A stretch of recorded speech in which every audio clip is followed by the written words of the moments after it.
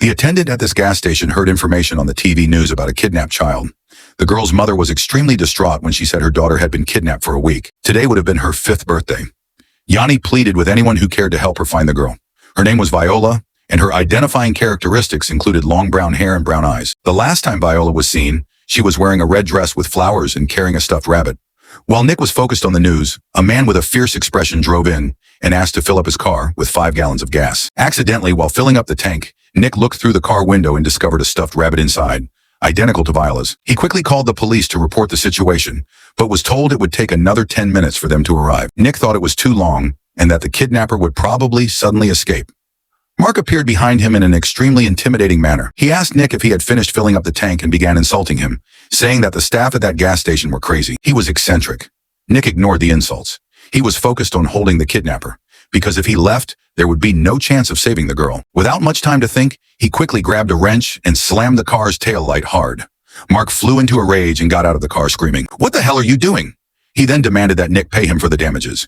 When Nick said, "I don't have any money," Mark forced him into the store to withdraw cash, unaware that that was exactly what Nick had planned. To stall for time, in fact, just minutes after Mark got out of the car, he saw the police arriving and blocking the road. Nick quickly informed an officer that the man was a kidnapper because he had seen Viola's stuffed rabbit inside the car.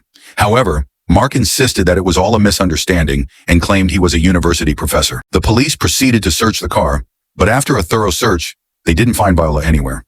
Mark explained that the stuffed rabbit belonged to his niece, and that similar ones were sold in many toy stores. Since they found no evidence, the police had no choice but to let him go. Even so, Nick continued, suspecting Mark was the kidnapper, he had noticed there were candles in the back of the car, the typical candles for celebrating a 5-year-old's birthday. On the one hand, Nick pretended to apologize to Mark for the misunderstanding. On the other, he quickly snuck into the back of the car to follow the kidnapper's trail. Just as Nick had predicted, Viola was in Mark's hands. He intended to celebrate her birthday, even though the girl was terrified. Nick wasted no time calling the police and reporting the address. Within minutes, the evil kidnapper was arrested. Mark was furious. He never expected his discreet actions to be discovered by a gas station attendant. Yanni received the news and ran to his daughter, overwhelmed with joy.